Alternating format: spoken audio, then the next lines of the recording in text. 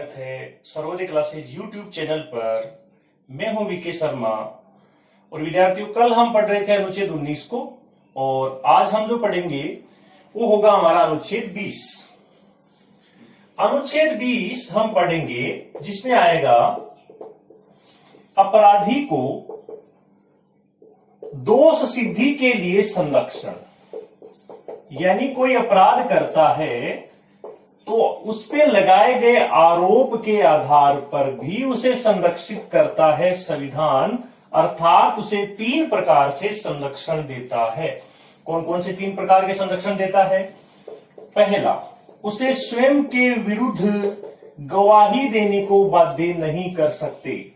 स्वयं के विरुद्ध गवाही को बाध्य नहीं कर सकते हैं। इसका अर्थ यह होता है कि अगर किसी व्यक्ति को पुलिस गिरफ्तार करती है, उस पर 3rd डिग्री लगाती है, कोर्ट ले जाती है और फिर कोर्ट में अगर वो व्यक्ति ये कहे कि मैंने जो कुछ भी हालात में कहा वो तो दबाव में कहा था, तो ये मान के चलेंगे कि कोर्ट उस बात को ही मानेगा कि व्यक्ति को पीटा गया इसलिए उसने कहा मैं अपराधी हूं। तो कोर्ट ये मानता है कि कोई व्यक्ति स्वयं के विरुद्ध गवाही नहीं देगा। तो यहां याद रखेंगे कि यह अनुच्छेद 20 का पहला संरक्षण आएगा संविधान की ओर से। दूसरा, एक अपराध की एक सजा।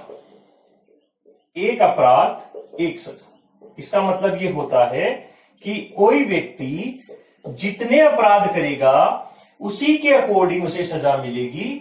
यह भी आपको याद रखना होगा, एक अपराध एक सजा। तीसरा, ऐसा व्यक्ति जब गिरफ्तार किया जाता है, अपराधी बनाया जाता है, तो उस समय का जो प्रचलित कानून है, इस प्रचलित कानून के अंतर्गत ही उसे सजा दी जाएगी। इसका अर्थ यह होता है कि अगर कोई व्यक्ति आज की तारीख में गिरफ्तार हुआ और आज की तारीख में जिस धारा में वो गिरफ्तार हुआ उस धारा में जितनी सजा है उसे उतनी ही सजा मिलेगी। हो सकता है कल संसद एक प्रस्ताव लाती है और सजा में बदलाव करती है, तो वो बदलाव उस व्यक्ति की सजा पर लागू नहीं होगा। तो अपराधी को भी 3 तरीके से संरक्षित किया है। जो अपनी बात को कह सकता है उसे भी संविधान ने अधिकार प्रदान किए हैं। फिर तीसरी एक चीज और याद रखिए कि एक व्यक्ति अगर एक बार सजा पा लेता है, चौथी बात इसमें आती है, एक बार अगर सजा प्राप्त कर लेता है तो उसे दोबारा सजा नहीं दी जाएगी। दोबारा सजा का प्रावधान नहीं है। लेकिन इसको आप छोटे से एग्जांपल से समझ सकते हैं। अगर वो दोबारा अपराध करेगा तब तो दोबारा सजा पाएगा। जैसे इमेजिन करें किसी व्यक्ति को 7 साल की जेल हुई, उसे रिहा किया गया, तो इसका अर्थ है कि वो सजा पा चुका है, अब उसे दोबारा बंदी नहीं बनाया जाएगा, तब तक नहीं बनाया जाएगा अगर वो अपराध नहीं करेगा। अपराध करेगा तो फिर से जेल जाएगा। जैसे एक बार आपका चालान कट जाता है किसी चौराहे पे बिना हेलमेट के बाइक चलाने के आरोप में, तो उसके बाद 24 घंटे तक आपका चालान नहीं कटना, फिर आप बिना हेलमेट भी घूम सकते हो। लेकिन अभी हाल ही में लॉकडाउन में जो लठ बजे थे उन्होंने ऐसा कोई प्रावधान नहीं किया, ध्यान रखना। वो दोबारा भी लगा देते हैं, तीसरी बार भी लगा देते हैं, रसीद तो वो देते नहीं। तो ये आती है 4 इसके अंदर मुख्य बातें अनुच्छेद 20 में। इसके बाद आता है अनुच्छेद 21। अनुच्छेद 21 कहता है विद्यार्थियों, दैहिक स्वतंत्रता का अधिकार। दैहिक स्वतंत्रता का अधिकार है जो कहता है किसी भी व्यक्ति को उसके जीवन से विधि द्वारा स्थापित प्रक्रिया, जो जापान से ली गई थी, कल हमने लिखा भी था, विधि द्वारा स्थापित प्रक्रिया द्वारा ही जीवन से वंचित किया जा सकता है, अन्यथा नहीं किया जा सकता। तो दैहिक स्वतंत्रता का अधिकार और भी कई मायनों में काम आता है। सभी सुप्रीम कोर्ट ने लगभग 34 बिंदु ऐसे बताए हैं जो दैहिक स्वतंत्रता के अधिकार में शामिल हैं, जैसे निजता का अधिकार अर्थात प्राइवेसी रखने का अधिकार, इसके अलावा विदेशी यात्रा करने का अधिकार, सूचना का अधिकार, स्वच्छ प्रदूषण रहित वातावरण में जीने का अधिकार। ध्यान रखिए, यह भी आपका दैहिक स्वतंत्रता के अधिकार में शामिल किया जाता है और इसी के उद्देश्य से, स्वच्छ वातावरण देने के उद्देश्य से ही एनजीटी का गठन किया गया था, हरित न्यायाधिकरण का गठन किया गया था, ताकि लोगों को स्वच्छ वातावरण मिल पाए, प्रदूषण रहित वातावरण मिल पाए।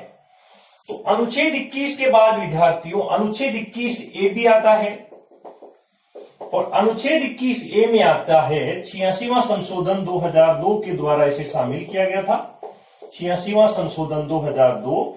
और इसके अंतर्गत 6 से 14 आयु वर्ग के बच्चों को निशुल्क प्राथमिक शिक्षा प्राप्त करने का अधिकार दिया गया था। निशुल्क प्राथमिक शिक्षा पाने का अधिकार उन्हें मिला है। और याद रखिए, इसी जो अधिकार मिला है शिक्षा, इसे शिक्षा का अधिकार भी बाद में दिया गया है, जो कि शिक्षा का अधिकार, जिसे हम शॉर्ट में लिखेंगे RTE, राइट टू एजुकेशन अधिनियम 2009 के द्वारा 1 अप्रैल 2010 से देश में शिक्षा का अधिकार लागू हुआ। शिक्षा के अधिकार के लागू होने के बाद में जो बड़े प्राइवेट स्कूल हैं उनमें भी प्राथमिक स्तर के बच्चों तक 25% सीटें गरीब बच्चों के लिए आरक्षित रखी जाती है, निशुल्क पढ़ाया जाता है। इसके बाद आता है विद्यार्थियों अनुच्छेद 22। अनुच्छेद 22 आता है जिसमें कहा गया है, अनुच्छेद 22 कहता है गिरफ्तारी में संरक्षण। गिरफ्तार व्यक्ति को भी संरक्षित किया गया है। गिरफ्तारी में संरक्षण ये कैसे मिलेगा? तो सबसे पहले किसी व्यक्ति को अगर पुलिस गिरफ्तार करती है तो सबसे पहले उसे कारण बताना पड़ेगा। बिना कारण बताए आप किसी को गिरफ्तार नहीं कर सकते। गिरफ्तारी का कारण आपको हर हाल में बताना ही पड़ेगा। दूसरा, जो व्यक्ति गिरफ्तार किया जाता है उस गिरफ्तार व्यक्ति को 24 घंटे के अंदर अंदर न्यायालय में उपस्थित करना होगा। अगर न्यायालय की छुट्टियां चल रही है बीच में तो वो काउंटिंग में नहीं आएगी। आने और जाने का जो समय होगा वो काउंटिंग में नहीं आएगा। लेकिन हम सीधा सीधा कह सकते हैं किसी व्यक्ति को अगर पुलिस गिरफ्तार करती है तो उसे 24 घंटे से ज्यादा लॉकअप में नहीं रख सकती। लॉकअप जिसे बोलचाल में हवालात बोलते हैं, तो वहां हवा भी आती है और पुलिस वाले लाते भी मारते हैं। तो गिरफ्तार व्यक्ति को 24 घंटे में न्यायालय में उपस्थित करना पड़ेगा। और तीसरा जो इसमें बिंदु आता है वो ये कि उसे अपने मनपसंद वकील से सलाह करने का अधिकार होगा। तो मनपसंद वकील की अगर हम बात करते हैं तो एक गरीब व्यक्ति वकील की फीस नहीं चुका सकता। अब जब नहीं चुका सकता तो फिर क्या उसका कोई मुकदमा सुनने वाला, उसकी तरफ से कोई पक्ष रखने वाला व्यक्ति कोर्ट में नहीं होगा? तो याद रखिए, संविधान का आर्टिकल है 39A और इसमें कहा गया है विद्यार्थियों कि सभी व्यक्तियों को निःशुल्क विधिक सहायता प्रदान करेगा राज्य। और यह विधिक सहायता का अर्थ है कि गरीब व्यक्ति को भी वकील प्रोवाइड करवाया जाएगा, वो भी निःशुल्क प्रोवाइड करवाया जाएगा ताकि वो अपना पक्ष कोर्ट में रख सके। तो ये है हमारा अधिकार नंबर 2। इसके बाद विद्यार्थियों तीसरा अधिकार पढ़ रहे हैं हम, और वो है हमारे संविधान ने हमें तीसरा अधिकार दिया है शोषण के विरुद्ध अधिकार। और शोषण के विरुद्ध जो अधिकार है ये आर्टिकल 23 और 24 में है। तो अनुच्छेद 23 कहता है मानव व्यापार और बलात् श्रम। इसका मतलब है जबरदस्ती बिना पैसों के बेगार करवाना, श्रम यानी काम करवाना, और मानव व्यापार। इसमें हम दास प्रथा भी रख सकते हैं, बंधुआ मजदूरी भी रख सकते हैं। इन सब को अनुच्छेद 23 में घोषित किया गया है अपराध। अर्थात ये कार्य भारत में अब नहीं हो सकते। कोई समय ऐसा होता था जब बंधुआ मजदूरी, जिसे राजस्थान में सागड़ी प्रथा कहा जाता था, प्रचलित थी। पूरे विश्व में अलग अलग देशों में दास प्रथा मौजूद थी, लेकिन हमारे संविधान ने इन सभी कुप्रथाओं को अनुच्छेद 23 के माध्यम से समाप्त किया और वो कहता है ऐसा करना अपराध होगा। आपको बताऊं, इसके लिए देखो एक अधिनियम भी बनाया गया है, बंधुआ मजदूरी या बंधुआ मजदूर उन्मूलन एक्ट, ये 1976 में बनाया गया था, जिसके अनुसार किसी व्यक्ति को आप बंधुआ मजदूर बनाकर नहीं रख सकते हैं। अर्थात एक किसी व्यक्ति को आप लंबे टाइम तक बिना मजदूरी दिए शोषण नहीं कर सकते हैं। अर्थात मजदूरों को इसमें पूरा हक दिया गया है। अनुच्छेद 23 के बाद आता है विद्यार्थियों अनुच्छेद 24, और अनुच्छेद 24 कहता है बाल श्रम से मुक्ति। बाल श्रम अर्थात छोटे बच्चों को जिनकी आयु 14 वर्ष से कम है, ऐसे बच्चों को किसी खतरनाक व्यवसाय में नहीं लगाया जा सकता। एक खतरनाक व्यवसाय जैसे रसायन है, रसायन उद्योग है, या फिर फैक्ट्री है जिसमें पटाखे बनते हो, ऐसा कोई भी रिस्क वाला जो कार्य है, खतरनाक कामों में उन्हें नहीं लगाया जा सकता। और बच्चों के इस हक को सरकार ने और ज्यादा मजबूत करने के लिए 1986 में बाल श्रम उन्मूलन अधिनियम पारित किया था 1986 में, ताकि बच्चों के हक जो अधिकार हैं, जो उनका स्वास्थ्य है, उन्हें सुरक्षित किया जा सके।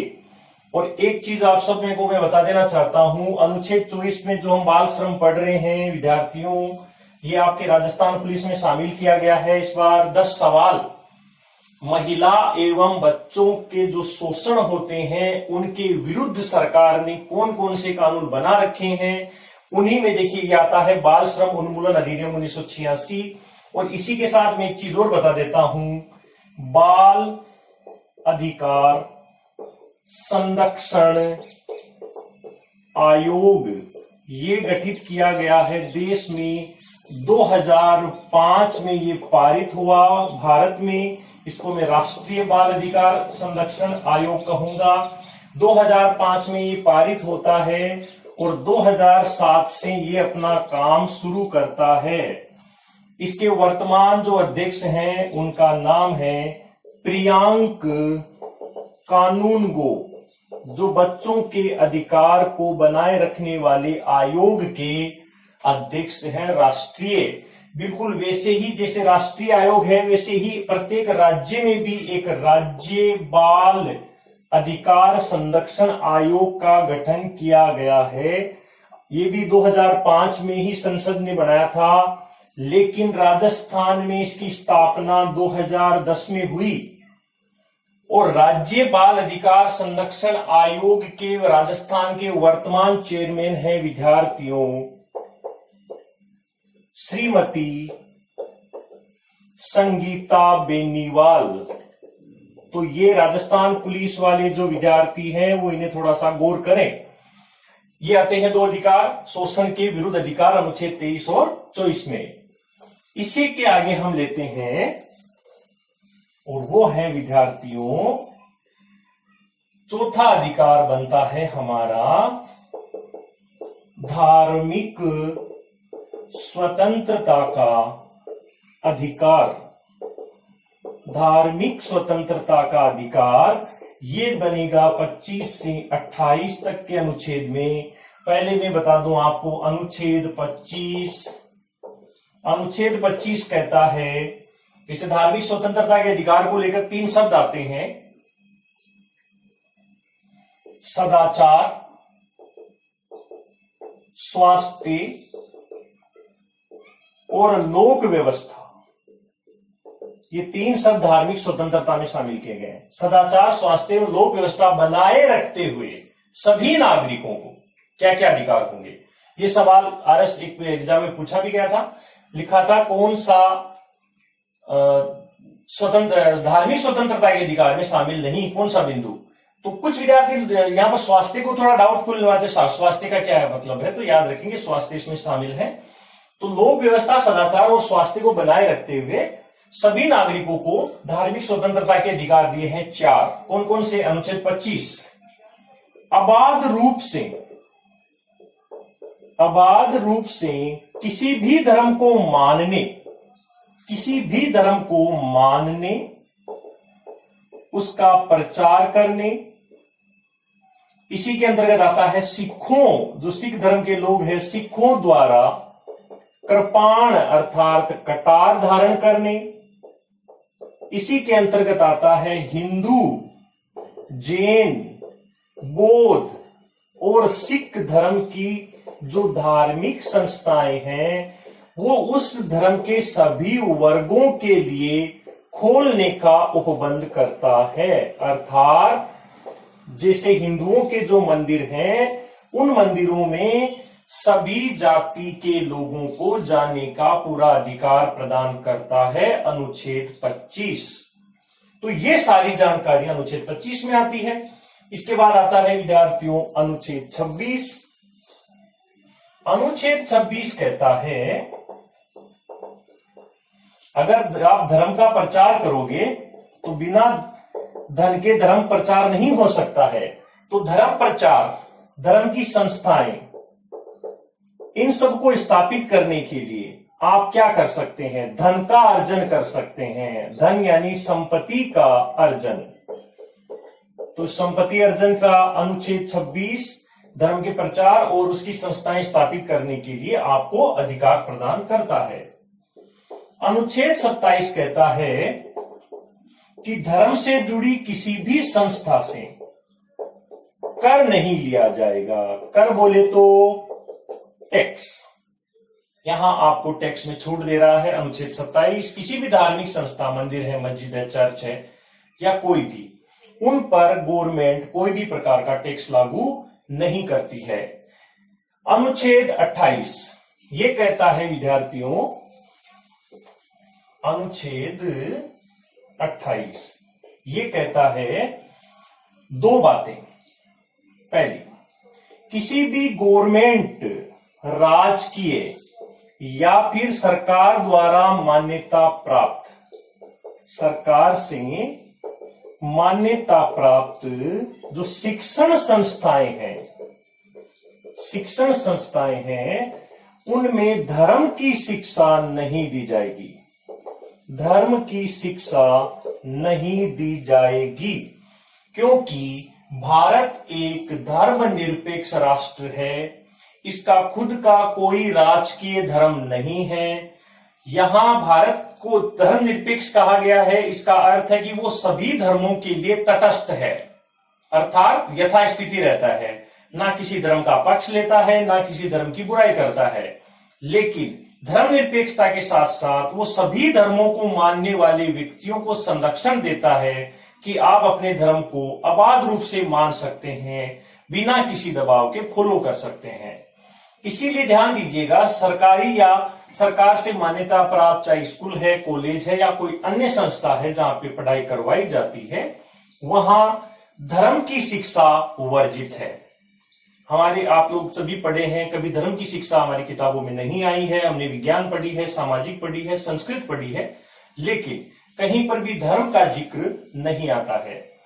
अनुच्छेद 28 में ही कहा गया है कि किसी शिक्षण संस्था में जो सुबह प्रातःकालीन जो प्रार्थना होती है, सुबह सुबह जो सरस्वती वंदना होती है, और प्रातःकालीन होने वाली इस प्रार्थना में अगर किसी धर्म विशेष का बच्चा भाग नहीं लेना चाहता है तो उसे आप मजबूर नहीं कर सकते हैं कि वो इस प्रार्थना में आए और सरस्वती वंदना करे।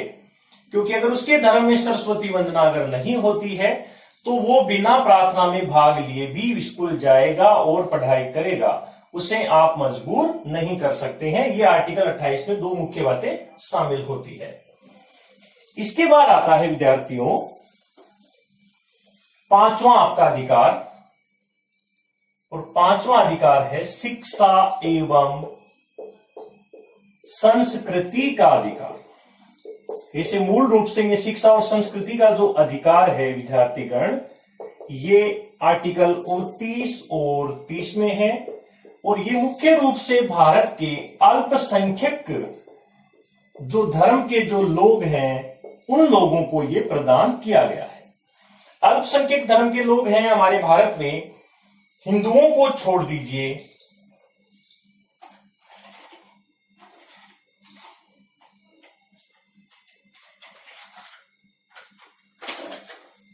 हिंदुओं को छोड़ दीजिए और इनके अलावा जितने भी धर्म के जो लोग बचेंगे आपके, चाहे वो जैन हैं, चाहे वो बौद्ध हैं, चाहे वो मुस्लिम हैं, इन सभी धर्म के जो लोग हैं जिन्हें हम अल्पसंख्यक कहते हैं, इन अल्पसंख्यकों को अनुच्छेद 29 और 30 में हमारे संविधान ने कौन कौन से अधिकार प्रदान किए हैं, चलिए पता करते हैं।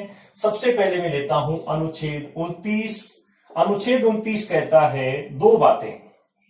पहला, अल्पसंख्यकों को अपनी लिपि, अपनी भाषा और उनकी जो भी संस्कृति है, इसे बनाए रखने का पूरा अधिकार होगा। यह आवश्यक नहीं है कि वो बहुसंख्यक लोगों की संस्कृति, लिपि या भाषा के आधार पर अपने आप को बदले। वो यथावत स्थिति में अपनी लिपि, भाषा, संस्कृति को बनाए रख सकते हैं। इसी अनुच्छेद 29 में एक दूसरी बात और कही गई है कि धर्म, जाति, भाषा, इन सब के आधार पर किसी भी व्यक्ति को किसी भी शिक्षण संस्था में प्रवेश से वंचित नहीं कर सकते हैं, प्रवेश से वंचित नहीं कर सकते हैं। इसका अर्थ यह है कि जाति धर्म के आधार पर स्कूलों में एडमिशन नहीं होंगे। वहां सभी धर्म, सभी जाति, सभी वर्गों के लोगों को एडमिशन मिलेगा, लेकिन एक 10वीं पढ़ा हुआ बच्चा बीएड में एडमिशन नहीं ले पाएगा। वो ये अनुच्छेद पढ़ के चला जाए, 10वीं पढ़ी है मैंने, मुझे भी एडमिशन दो बीएड में, वो तो कैसे दे पाएंगे। वहां एक न्यूनतम योग्यता को फॉलो करना जरूरी है, लेकिन वहां आधार धर्म, जाति या भाषा नहीं होगा, बल्कि एडमिशन का जो आधार होगा वो योग्यता होगा। इसके बाद आता है 29-30 के बाद अनुच्छेद 31। याद रखिए, अनुच्छेद 31 संपत्ति का अधिकार था, और संपत्ति का जो अधिकार था विद्यार्थियों, ये अनुच्छेद 31 में था। और आप सब जानते हो इसे 44वां संशोधन 1978 के द्वारा समाप्त कर दिया गया। लेकिन अनुच्छेद 31 चला गया है, लेकिन अनुच्छेद 31A और B, अनुच्छेद 31C, ये 3 आर्टिकल अभी भी अस्तित्व में है, और इन तीनों को मैं थोड़ा थोड़ा समझा देता हूं। अनुच्छेद 31A और B जोड़े गए थे विद्यार्थियों प्रथम संविधान संशोधन द्वारा। प्रथम संविधान संशोधन 1951 द्वारा इन्हें जोड़ा गया था, और इन दोनों का उद्देश्य था जमींदारी प्रथा का उन्मूलन करना। अर्थात जो बड़े जमींदार थे जिनके पास बहुत सी जमीन थी, एक तरफ ऐसा भी वर्ग था जो जमीन से बिल्कुल वंचित था, तो सरकार ने समानता स्थापित करने, समाजवादी जो कल्याणकारी राज्य की स्थापना करने के उद्देश्य से जमींदारी प्रथा को उन्मूलन किया। और जमींदारी प्रथा का उन्मूलन करने के लिए ही आर्टिकल 31A और B शामिल हुआ संपत्ति के अधिकार में, और उसमें ये लिखा गया कि जमींदारों की जो जमीन है उससे अगर सरकार अधिग्रहण करेगी तो ये अधिग्रहण करना जो है वो मूल अधिकारों का हनन नहीं माना जाएगा। अर्थात इसे मूल अधिकारों का हनन नहीं कह सकते। अगर वो जमींदारों की जमीन को लेकर जिन लोगों के पास जमीन नहीं है उन्हें अगर देती है सरकार, तो अनुच्छेद 31C को शामिल किया गया था 25वां संविधान संशोधन द्वारा, और इसके अंतर्गत ये लिखा गया था विद्यार्थियों कि अनुच्छेद 39B और C जो कि नीति निर्देशक तत्वों में शामिल हैं, याद रखेंगे अनुच्छेद 39B और C, इन्हें अगर राज्य लागू करता है, ये मैं आपको बाद में बताऊंगा नीति निर्देशक तत्व, तब आप समझेंगे। अनुच्छेद 39B और C को जब राज्य लागू करता है तो उस समय इनको लागू करते समय अगर किसी के मौलिक अधिकारों का अगर मान लीजिए कि अतिक्रमण भी हो जाए, किसी व्यक्ति के मूल अधिकारों का अतिक्रमण भी हो जाए, तो भी वो अतिक्रमण नहीं माना जाएगा। ये 3 अधिकार अभी भी हमारे बचे हुए हैं 31A B C में। अब बढ़ेंगे विद्यार्थियों छठे अधिकार की ओर, और ये हमारा अधिकार है संवैधानिक उपचारों का अधिकार। संवैधानिक उपचारों का अधिकार, जिसे हमारे भारत के संविधान के पिता डॉक्टर बी आर अंबेडकर ने इसे कहा संविधान की आत्मा। यह अधिकार इस तरह से समझ लीजिए कि जब हम बीमार होते हैं, हमें चोट लगती है, तो उपचार के लिए हॉस्पिटल जाएंगे। अगर हमारे अधिकारों का हनन होगा और कोई हॉस्पिटल ही ना हो तो क्या हो? तो 5 जो पीछे वाले अधिकार हमने पढ़े हैं उनका ये हॉस्पिटल है, यहां आपका उपचार होगा। इसीलिए इसे संविधान की आत्मा कहा डॉक्टर बी आर अंबेडकर ने। और संवैधानिक उपचारों का अधिकार आपको उपचार देगा कौन? ये उपचार आपको प्रदान करेगा भारत का सुप्रीम कोर्ट और भारत के सभी हाई कोर्ट। हाई कोर्ट इसे प्रदान करेंगे आपको 226 आर्टिकल में, और सुप्रीम कोर्ट इसे प्रदान करेगा आर्टिकल 32 में। तो संवैधानिक उपचारों का जो अधिकार है विद्यार्थियों, इसका आर्टिकल हुआ 32। अभी फिलहाल ये बात नहीं करेंगे, लेकिन फिर भी ये याद रखेंगे। सुप्रीम कोर्ट आर्टिकल 32 में 5 प्रकार की रिट जारी करता है, और हाई कोर्ट 226 में 5 प्रकार की रिट जारी करता है। तो सुप्रीम कोर्ट से हम बात करेंगे आर्टिकल 32 में। तो सुप्रीम कोर्ट किसी भी नागरिक के मूल अधिकारों की रक्षा के लिए क्या क्या करता है? मूल अधिकारों की रक्षा के लिए वो 5 प्रकार के लेख जारी करता है। लेख को अंग्रेजी में रिट कहते हैं, और ये रिट जो जारी करता है, इसमें पहली रिट होती है विद्यार्थियों बंदी प्रत्यक्षीकरण। इसका अंग्रेजी में नाम होगा हेबियस कॉर्पस। ये अंग्रेजी नाम भी आजकल आने लगे हैं, हेबियस कॉर्पस। बंदी प्रत्यक्षीकरण को सीधा सीधा समझ लीजिए कि किसी भी व्यक्ति को बंदी बनाया जाता है, चाहे वो पुलिस बना ले, चाहे पुलिस के अलावा कोई अन्य व्यक्ति उसे बंदी बना ले। तो ऐसे समय में उस व्यक्ति को छुड़ाने के लिए, उस व्यक्ति को बात को सुनने के लिए सर्वोच्च न्यायालय लेख जारी करेगा, रिट जारी करेगा, और कहेगा, सरकार को कहेगा कि इस व्यक्ति को, जिसे बंदी बनाया गया है, इस व्यक्ति को न्यायालय में सशरीर उपस्थित करो। सशरीर का अर्थ है जिंदा उपस्थित कीजिए। तो पहला तो हुआ बंदी प्रत्यक्षीकरण। दूसरी जो रिट होती है विद्यार्थीगण, वो होती है परमादेश। परमादेश, परमादेश को मेंडमस कहा जाता है, और ये तब जारी की जाती है जब कोई अधिकारी, कोई ऐसा व्यक्ति जो किसी पद पर कार्य कर रहा है, किसी भी सार्वजनिक पद पर कार्य कर रहा है, और संवैधानिक ढंग से कार्य ना कर रहा हो।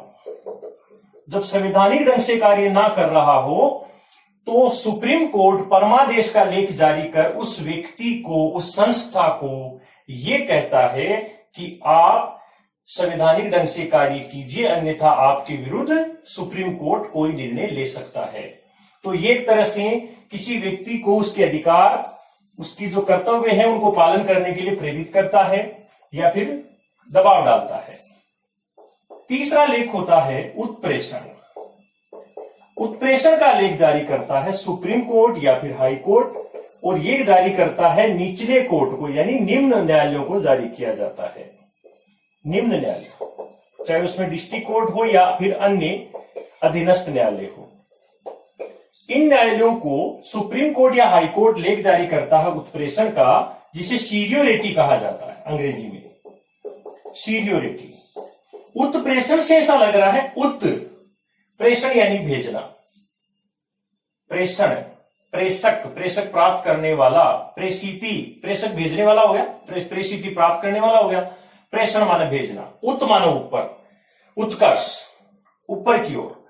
तो ऊपर क्या भेज रहे हैं ये? सुप्रीम कोर्ट, हाई कोर्ट किसी निम्न न्यायालय को जारी करता है, उसे कहता है कि जिस मामले की आप सुनवाई कर रहे हो उस मामले पर आपका कोई अधिकार नहीं है, इसलिए इसको आप ऊपरी न्यायालय में भेज दीजिए, अर्थात आपकी जो न्यायालय में जो लंबित मुकदमा है इसे आप मत सुनिए, इसे ऊपरी न्यायालय में ट्रांसफर कर दीजिए। उत्प्रेषण को सीधा सीधा ऐसे समझ सकते हैं हम। चौथा लेख जारी करता है प्रतिषेध। प्रतिषेध नाम से पता चल रहा है कुछ निषेध कर रहा है, रोक रहा है। प्रोहिबिशन, प्रोहिबिशन अर्थात ये किसको रोक रहा है? ये लेख उन न्यायालयों को जारी किया जाता है सुप्रीम कोर्ट या हाई कोर्ट के द्वारा जिनकी वो किसी ऐसे न्यायालय, जो न्यायालय है वो किसी ऐसे मुकदमे की सुनवाई कर रहा है, ऐसे मुकदमे की सुनवाई कर रहा है जिस पर उसका कोई अधिकार ही नहीं है, उसके अधिकार क्षेत्र से बाहर है, फिर भी ये न्यायालय उस मुकदमे को सुन रहा होता है। तो प्रतिषेध के लेख के माध्यम से सुप्रीम कोर्ट या हाई कोर्ट उस मुकदमे पर रोक लगा देता है, अर्थात प्रोहिबिटेड कर देता है। और पांचवा आता है अधिकार प्रच्छा। अधिकार प्रच्छा क्यो वारंटो, क्यो वारंटो अंग्रेजी में क्यो वारंटो कहते हैं इसे। और ये जो लीड जारी की जाती है ये उन लोगों को जारी की जाती है जो किसी पद पर कार्य कर रहे हैं। आप सब जानते हैं सार्वजनिक पदों में, सरकारी पदों में बिना योग्यता के कोई पद धारण नहीं किया जा सकता। हर एक पद की एक योग्यता होती है और सर्वोच्च न्यायालय या हाई कोर्ट इस बात को अच्छे से कंफर्म कर देते हैं कि किसी पद पर योग्य व्यक्ति ही बैठा हो, अर्थात किसी पद पर काम करने वाले व्यक्ति को ये लेख जारी करके ये पूछा जाता है कि भैया आप किस अधिकार से इस पद पर काम कर रहे हैं। और ये सुप्रीम कोर्ट पहले उनको नोटिस जारी करेगा, अधिकार पूछेगा, और इमेजिन कीजिए कि वो व्यक्ति अधिकार बताने में अगर असमर्थ है तो ऐसी कंडीशन में न्यायालय उसे हटा देगा कि आपका इस पर अधिकार नहीं है, आप यहां पर योग्यता नहीं रखते हो। तो इस तरह से ये हमारे विद्यार्थी अधिकार बने हैं 6 मौलिक अधिकार। कल हम कुछ और नया पढ़ेंगे, अगला पार्ट भाग 4 नीति निर्देशक तत्व। तब तक के लिए धन्यवाद।